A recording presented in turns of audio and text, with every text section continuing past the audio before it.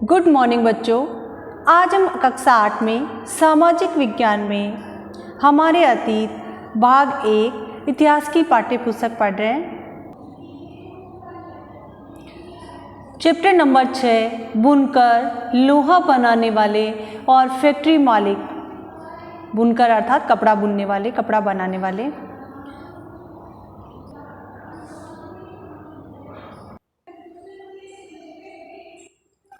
तो आज अपने टॉपिक चल रहा है बच्चों, यूरोपीय बाजारों में भारतीय कपड़ा। भारत शुरू से ही सूती वस्त्रों का निर्यात करता रहा है। तो जब यूरोपीय बाजारों में भारतीय कपड़ा पहुंच रहा था और यूरोप में औद्योगिक क्रांति की शुरुआत हो चुकी थी, तो उस समय वहां पर क्या प्रतिक्रिया चल रही थी वो अपन पढ़ेंगे। 18वीं सदी की शुरुआत तक आते आते भारतीय कपड़े की लोकप्रियता से बेचैन इंग्लैंड के ऊन और रेशम निर्माता भारतीय कपड़ों के आयात का विरोध करने लगे थे। इसी दबाव के कारण 1720 में ब्रिटिश सरकार ने इंग्लैंड में छापेदार सूती कपड़े छींट के इस्तेमाल पर पाबंदी लगाने के लिए कानून पारित कर दिया। संयोगवश इस कानून को भी कैलिको अधिनियम ही कहा जाता था। तो बच्चों आज अपन पढ़ रहे हैं, जो भारतीय कपड़े थे उन कपड़े की लोकप्रियता यूरोप में बढ़ती जा रही थी। तो जो इंग्लैंड के ऊन और रेशम निर्माता थे, व्यापारी थे, वो भारतीय कपड़े के आयात का विरोध करने लगे क्योंकि उससे उनको नुकसान पहुंच रहा था। भारतीय कपड़े की क्वालिटी, गुणवत्ता बहुत अच्छी होती थी। पहले अपन पढ़ चुके हैं कि ब्रिटेन में भारतीय कपड़े इतने पसंद किए जाते थे कि ब्रिटेन की महारानी भी भारतीय कपड़े पसंद करती थी। तो इस तरह वहाँ के जो व्यापारी थे, जो ऊन और रेशम निर्माता व्यापारी थे, उन्होंने भारतीय कपड़ों पर विरोध दर्ज करना शुरू कर दिया। इंग्लैंड में भारतीय कपड़ों के आयात पर प्रतिबंध लगाए जाने की मांग की जाने लगी। अब जब वहाँ के व्यापारियों का दबाव पड़ने लगा इंग्लैंड की सरकार पर, तो 1720 में ब्रिटेन की सरकार ने इंग्लैंड में छापेदार सूती कपड़े, जिसको भारत में क्या कहा जाता था, छींट, छोटी छोटी बूंदी वाले प्रिंट होते थे, उस सूती कपड़े पर इंग्लैंड में इस्तेमाल पर ही पाबंदी लगा दी गई ताकि वहां के जो व्यापारी है, उद्योगपति है, वो पनप सके,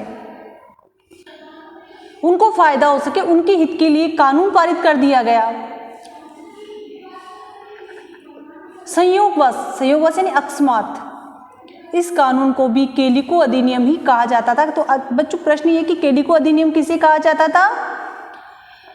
इंग्लैंड में भारत का जो छींट कपड़ा था, इसके इस्तेमाल पर पाबंदी लगाई गई, कानून पारित किया गया। इस कानून को कैलिको अधिनियम कहा जाता था। तो बच्चों कैलिको अधिनियम आपको समझ में आया होगा। अब हमारे समझने वाली बात यह है कि इस तरह भारत का जो व्यापार था, भारत के जो कुटीर उद्योग धंधे थे, उनको किस तरह अंग्रेजों ने समाप्त किया वो अपन पढ़ रहे हैं। भारतीय कपड़े पर इंग्लैंड में आयात पर रोक लग गया कैलिको अधिनियम के तहत।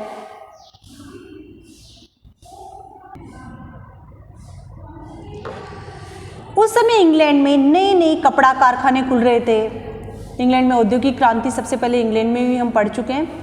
तो वहाँ पर नए नए कपड़े की मिलें खुल रही थी, कारखाने खुल रहे थे। भारतीय कपड़ों के सामने लाचार यानी विवश अंग्रेज कपड़ा उत्पादक अपने देश में भारतीय कपड़ों के प्रवेश पर पूरी पाबंदी चाहते थे, क्योंकि उन्हें पता था कंपनियों में बने हुए कपड़े उतनी गुणवत्ता वाले नहीं होते थे जो भारतीय कुटीर उद्योगों में बनते थे।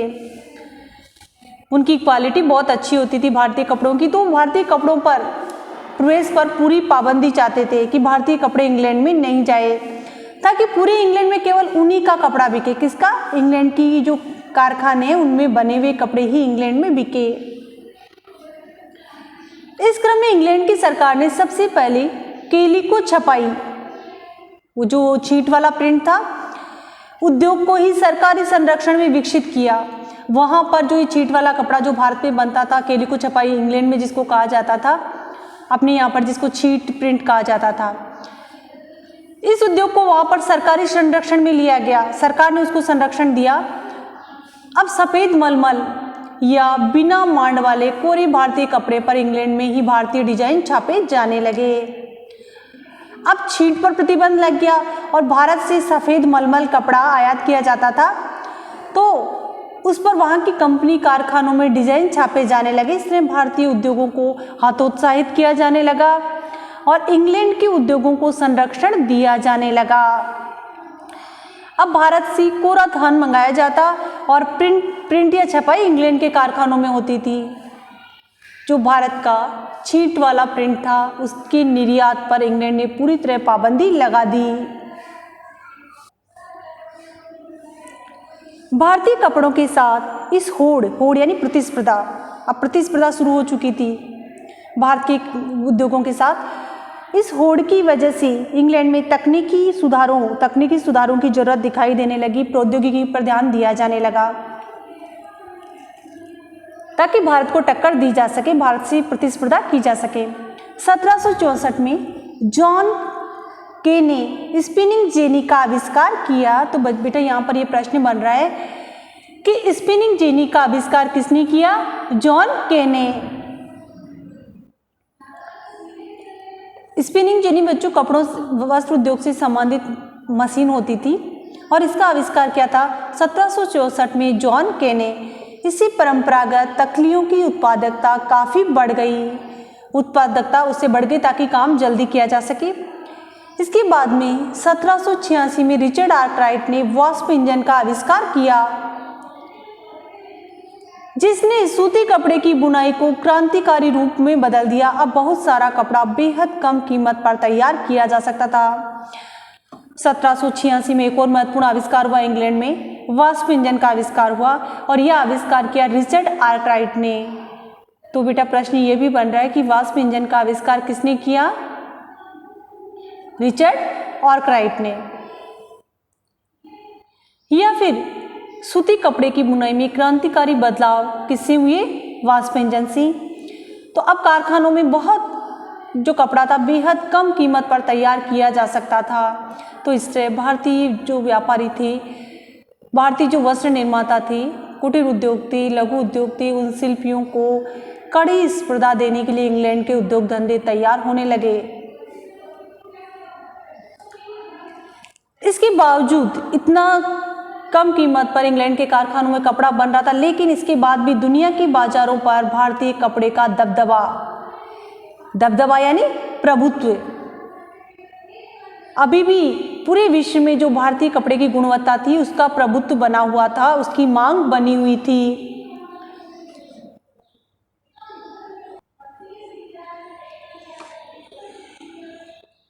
भारतीय कपड़े का दबदबा 18वीं सदी के आखिर तक बना रहा।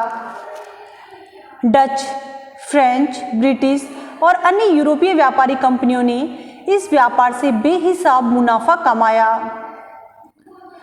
तो जो ये कंपनियां थी, व्यापारी कंपनियां थी, डच कंपनी, फ्रेंच, ब्रिटिश, ये क्या करते थे? यहाँ से जो तैयार माल होता था उसे विश्व यूरोप के बाजारों में ले जाके बेचते थे और मुनाफा यानी लाभ कमाते थे। ये कंपनियां भारत आकर चांदी के बदले सूती और रेशमी कपड़े खरीदती थी और यूरोप के बाजारों में जाके मुनाफा कमाती थी।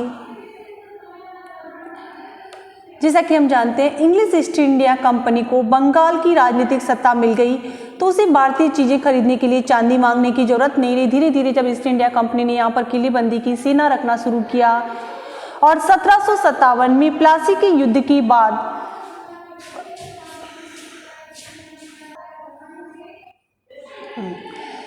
तो हमें पता चल चुका है कि प्लासी के युद्ध के बाद में ईस्ट इंडिया कंपनी का बंगाल पर अधिकार हो गया 1757 में। और उसके बाद में जो उसे चांदी इंग्लैंड से लेके आनी होती थी भारतीय कपड़े खरीदने के लिए, अब उसे मंगाने की जरूरत नहीं रही क्योंकि बंगाल का राजस्व सब उसे मिल चुका था। इसके बाद तो ईस्ट इंडिया कंपनी भारत में किसानों और जमींदारों से राजस्व इकट्ठा करके, राजस्व यानी टैक्स कर वसूल करके उस पैसे से कपड़ा खरीदने लगी। इस तरह ईस्ट इंडिया कंपनी ने भारत के उद्योग धंधों का पतन करना शुरू कर दिया, समाप्त करना शुरू कर दिया।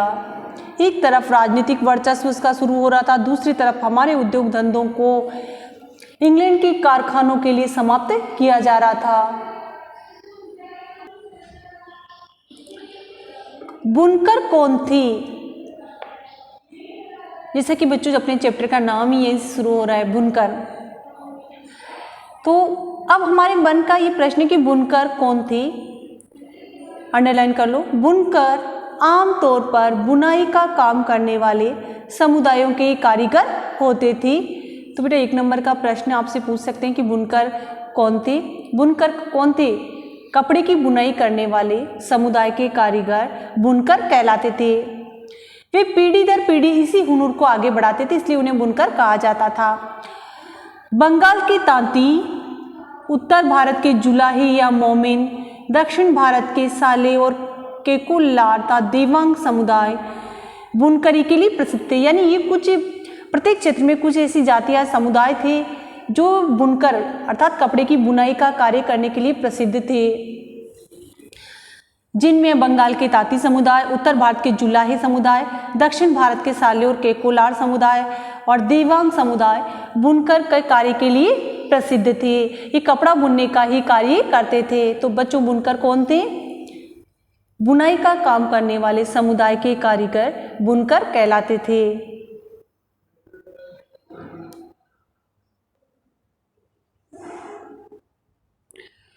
सूत कातना कपड़ा उत्पादन का सबसे पहला चरण था। जो कपड़े का बुनाई का कार्य शुरू होता था तो सबसे पहला चरण इसमें होता था सूत कातना। दूध काता जाता था।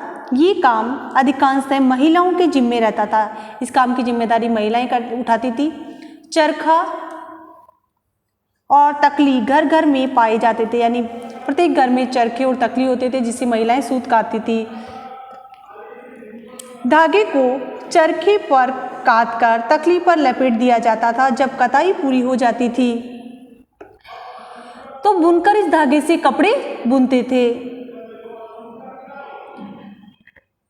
धागे को चरखे पे काटा जाता था, तकली पे लपेट दिया जाता था। बच्चों चरखा आपने देखा होगा, महात्मा गांधी के चित्र में चरखा हमेशा दिखाया जाता है।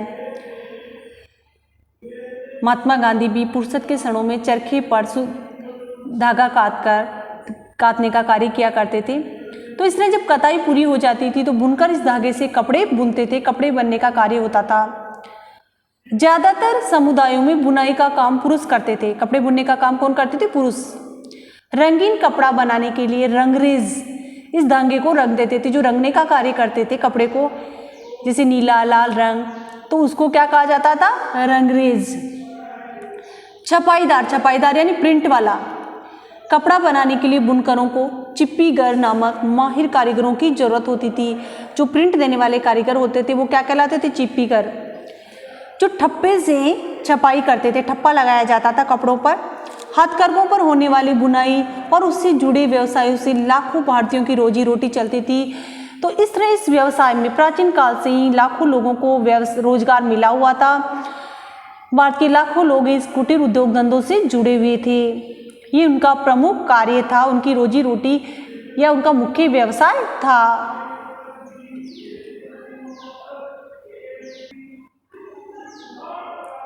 भारतीय कपड़े का पतन किस तरह अंग्रेजों ने भारतीय सूती वस्त्र उद्योग का पतन किया, कपड़ों का पतन किया, वो अपन पढ़ रहे हैं। ब्रिटेन में सूती कपड़ा उद्योग के विकास से भारतीय कपड़ा उत्पादकों पर कई तरह के असर पड़े।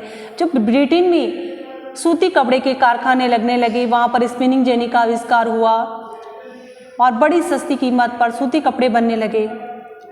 भारतीय जो कुछ प्रिंट थे, कपड़े थे, उन पर ब्रिटेन में आयात पर रोक लगा दी गई।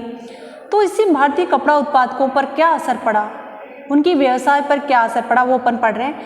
पहला प्रभाव, अब भारतीय कपड़े को यूरोप और अमेरिका के बाजारों में ब्रिटिश उद्योगों में बने कपड़ों से मुकाबला करना पड़ता था।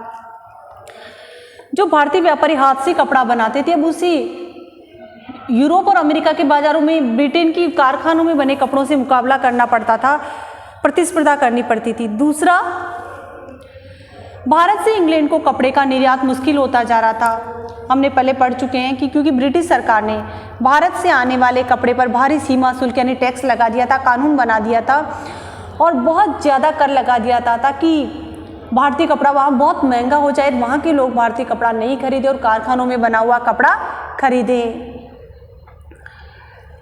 तो इस तरह भारतीय उद्योगों का पतन करने के लिए, ब्रिटेन के उद्योगों को पनपाने के लिए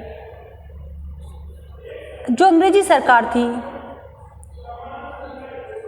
उसने भारत से बने कपड़े पर, आयात पर बहुत ज़्यादा टैक्स लगा दिया था। तो दो प्रभाव अपन ने पढ़े, एक तो भारतीय कपड़े को उद्योगों में बने कपड़े से मुकाबला करना पड़ रहा था, दूसरा भारतीय कपड़े पर बहुत ज़्यादा सीमा शुल्क लगा दिया गया, जिससे उसकी वैल्यू बढ़ गई, बहुत ज़्यादा महंगा हो गया।